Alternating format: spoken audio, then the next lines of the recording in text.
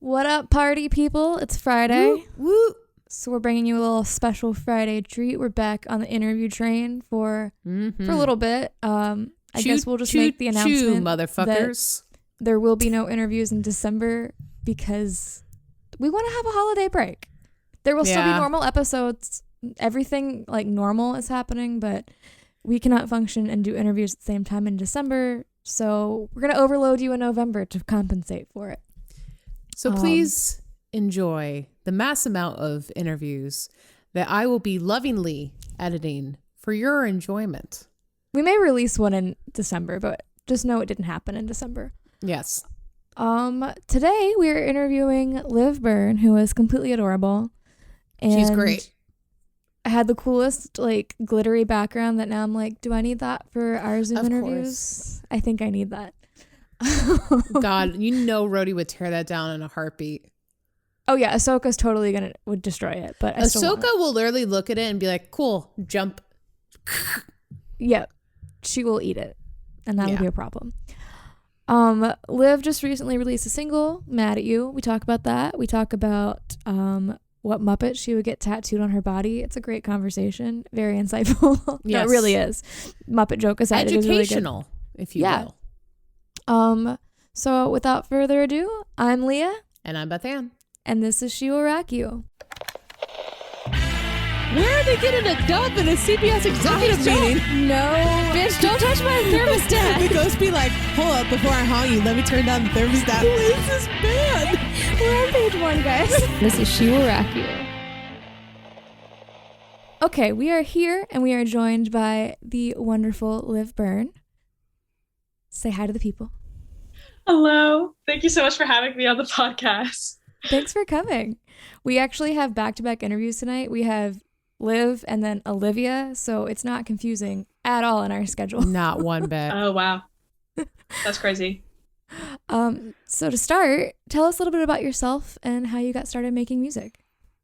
Sure. So my name is Liv. I'm 20 years old. I'm originally from Toronto, Canada, but I grew up in South Florida and now I live in New York City. I've been writing music since I was, I want to say like 11 years old, although I'm not really too set in stone on the age of the beginning part. I sort of started writing music as a diary in a way, and I kept it to myself. Slowly started to show it to other people. They're like, this is good. They would hype me up on it. And only now, I would say, is when I'm really starting to release it and letting people hear it. So yeah, that's a little bit about me. I love that. Personally, I'm sorry. Personally, the best songwriting is the ones that are journalistic in nature, in my opinion. I agree. Do you remember the first song you wrote? Yes, I do. But I'm forgetting it right in this second Way moment. to go, Wait, Leah. Can I tell you a funny story about it? Yes. Though? Yes, please do. Okay, so this is embarrassing. No hate to this artist whatsoever, but I am Canadian, as I mentioned, not an American citizen. So in my brain, I'm like, I have to battle against the other Canadians when it comes to music. And Justin Bieber, 11-year-old me was so threatened by Justin Bieber. He released a song, As Long As You Love Me, and I thought it was the stupidest song ever because it was 4 lines repeated over and over for 4 minutes. And I was like, I could write a better song than you, Justin Bieber. And then I did. There you go. I love that. See, Canadians aren't all friendly. There's some competition up there. I mean, Canadian geese in general are not friendly. No, so like I would imagine, anyway, probably should stop. No, they're terrifying. Stay away from Canadian geese. They are terrifying. I've been chased by one too many gooses. Geese. Goose. Yeah, they're not my friends at all. So looking at your website, you're also an actress. And not to be weird, but I downloaded your resume. And please do. This is a job interview too. This is not. I'm just kidding. Amazing. Welcome. Surprise job interview. And you have quite the performance history. So what is your favorite role that you've ever played? Oh.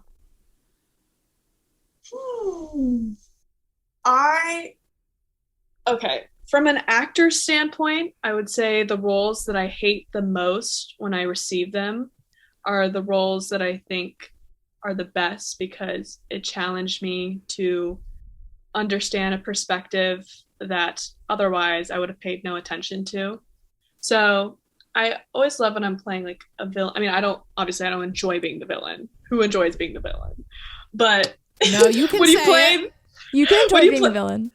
I mean, when you play the really bad person, you have to understand what their logic is and how they see life through their perspective.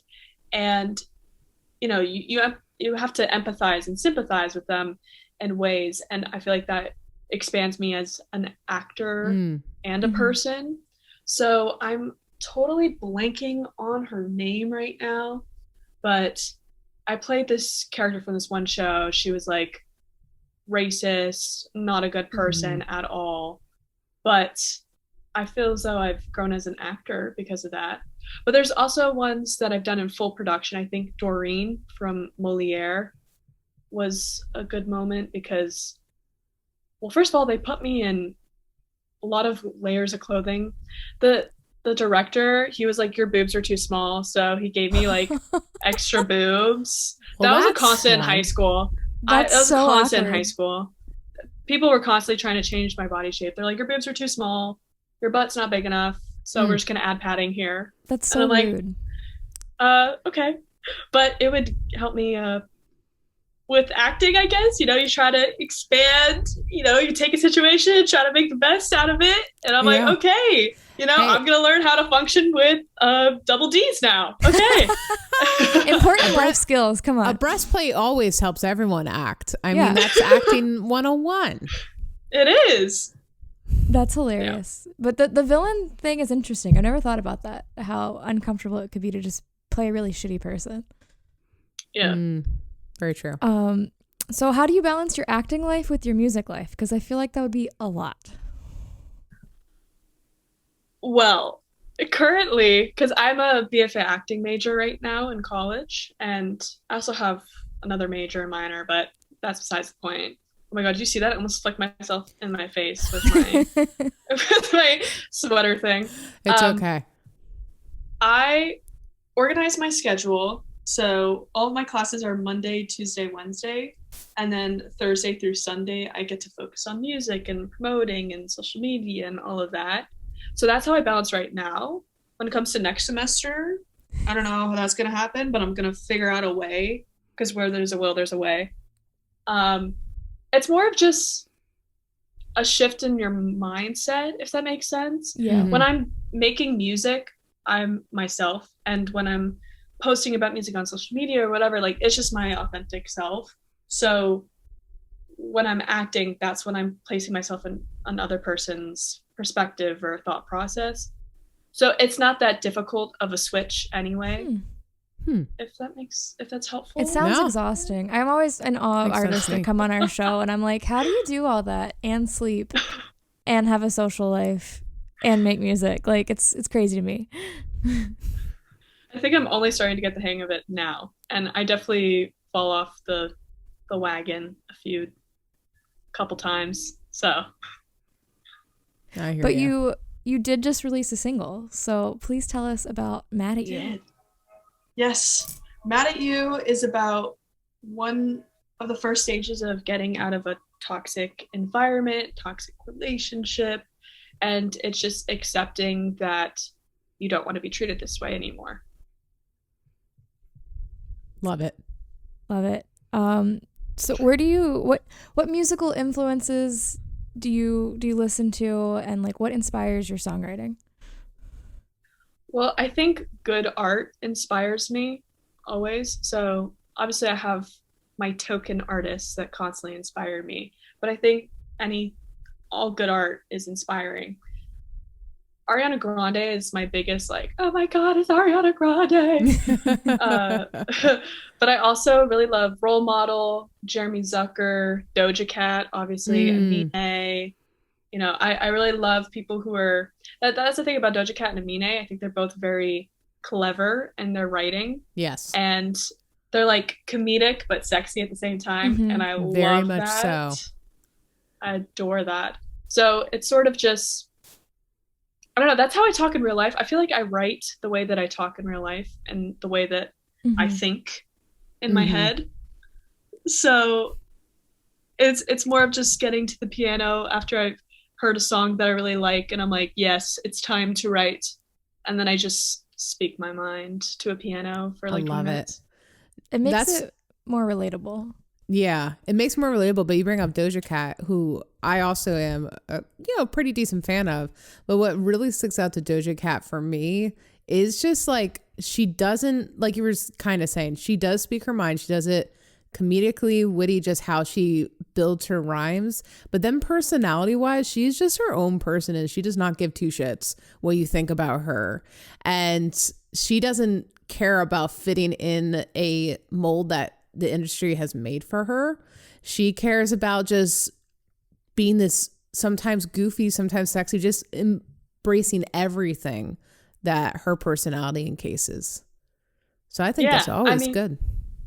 Yeah, we're human beings. Human beings are complex, so why shouldn't artists be as well? Yeah, absolutely. I love that. Make that a quote on a t-shirt. Yes. Oh God. Don't worry, we'll put your name very big in it. Yes. And thank you. You're welcome. Free advertising. So you have an album coming out next year, I read.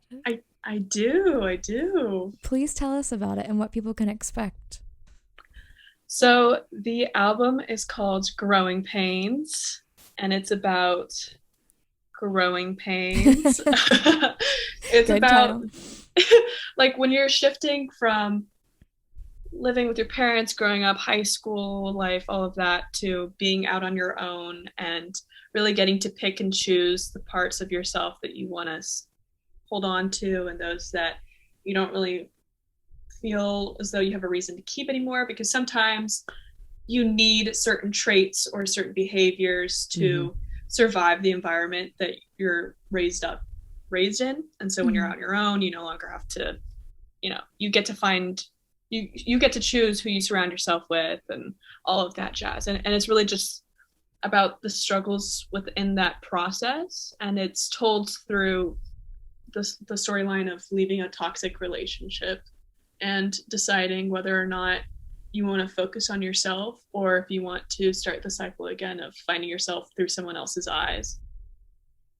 I love that. And I love an album with a storyline. Like Me too. They're my favorite. I can't wait to hear it. Do you have like a release date, or is it still in limbo right now? I do have a release date, but I haven't released the release date yet. Stay tuned. Everyone listening. Other than dropping your album, do you have any big plans for the new year? 2022 is rapidly approaching. It's dumb. Well, it's dumb. It's this close. I actually have another single coming out. Ooh. On November 19th. Do tell. Yes, November 18th. November 18th. November 19th. Okay. 19th. Awesome. Yeah. Which I found out is like an eclipse or half an eclipse. Something like that. No. That's going to have some extra magic on it. Yeah, there's some cool moon activity occurring on that date. And so I feel like the moon is with you. It's giving, the moon the moon approves of the second single. The song is called I Love Olivia, but the love is a digital heart. Ooh. Yes. And my name is Olivia, but the song isn't about that. The song is basically whenever an ex or whatever gets a new love interest in their life, everyone's so quick to compare you to their new love interest. Like, oh, you're prettier than them, you're smarter than them, like they downgraded, blah, blah.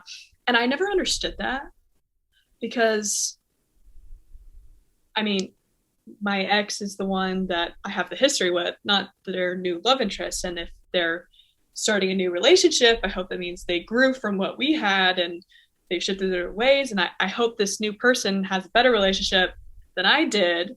And also, everyone has a type. And even if it's not physical, it's personality wise. So I would probably get along with this new person if it weren't for her ex anyway.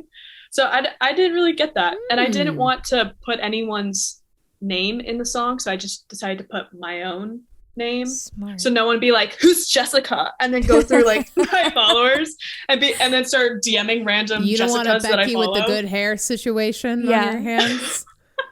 I don't want people scouring the internet for Jessica. I don't. Yeah.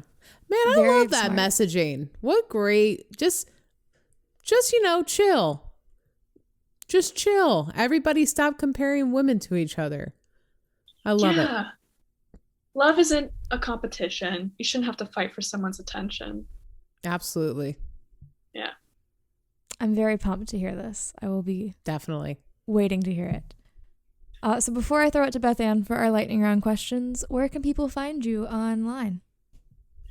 You can find me on all social media platforms as I am Liv Byrne, Byrne, and Liv Byrne on all streaming platforms. Except for iTunes. I had a guy DM me and he was like, I can't find you on iTunes. So maybe don't try that outlet because someone has struggled with that. It's okay. Spotify's the better streaming service anyway. It is. Thank you. Really, you guys are Spotify people? We are. Yes. Okay. Cool. Me too. Definitely. Even though I'm pure Apple for everything else, I don't like Apple Music. Yeah, that's same. Literally, I will get a Mac, I will get an iPhone, Apple Watch. It doesn't matter. But then, iTunes is unfortunately is a relic of an ancient time of 2008. Yes. Okay, so first question, and I think this is now going to have a more interesting spin, knowing that you are Canadian. But which is the most important Thanksgiving side dish? Ooh, I don't celebrate Thanksgiving. I normally hop on over to a friend's place and eat some good food. I'm vegan now, but I would normally say like mac and cheese. Mac and cheese always hits different. That's true. Very true. If you could get any Muppet character tattooed on you, which would it be? You know, can I share a story for my reasoning behind why I'm choosing Muppet? I love that there's a reason. Okay. I would choose Kermit because I'm one of those people where I can't get a tattoo just because it's cool. There's got to be a meaning behind it because it's going to be on my body for the rest of my life. So I would choose Kermit because one of my best friends, their name is Allie, they're working in a production right now and they have a lot of free time on their hands for some reason. And they bring a stuffed Kermit the Frog to every single rehearsal and just dress up Kermit, post about Kermit. It's like an ongoing joke. So I would get Kermit on me because it would remind me of a very satisfying and beautiful relationship that I have. I love that. That's adorable. See, I figured out a way to go around and to make it work. I approve of it. No, especially because if you got a story, I want to fucking hear the story. I don't want just like, I think like Miss Piggy, because she has fashion taste, like, I want to hear the story. Badass. I mean, she is. She is badass. It's absolutely no hate in my heart for Miss Piggy. Favorite musical soundtrack? That's a hard question. I don't like boring questions. What can I say? You're gonna hate my answer because I have a tie between two. It's fine. That's fine. One is Avatar. What? Avatar? Not the Last Airbender. Avatar, like with the blue non-human being. Yes, I'm tracking aliens. with you. Yes, and Twilight.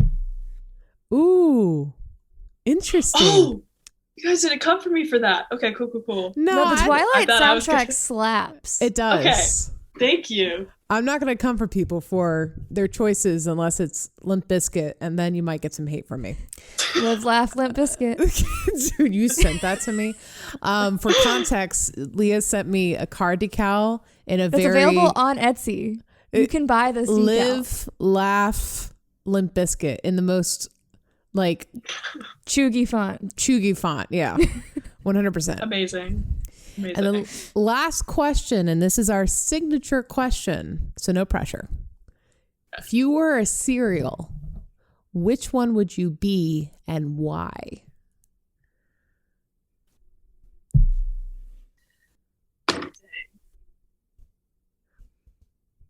Interesting.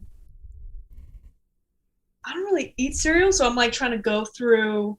I understand. Okay, no, it's secured. So, Rice Krispies.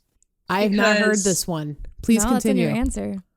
Rice Krispies because I'm pasty. Also, Snap Crackle Pop. I feel like I get into these weird moments where I'm just like everywhere, and then I'm like chill. And I love this. Continue. And you have to eat the cereal with bagged milk because I'm Canadian. Yes. Yeah, and that would be my secured answer. Fantastic answer. I love that. That's all I got, Leah. All right. Well, thank you so much for coming on the show tonight. Although people are not listening to it tonight. I don't know why I said tonight, but you joined us tonight. I think I cut that out. Oh, I'm keeping it in. It's comedic relief at this point. Oh, well, thank you so much. We're clearly delirious because it feels like a Monday even though it's a Tuesday. But we really do appreciate you coming on the show and chatting with us. Well, thank you so much for having me. This was so much fun.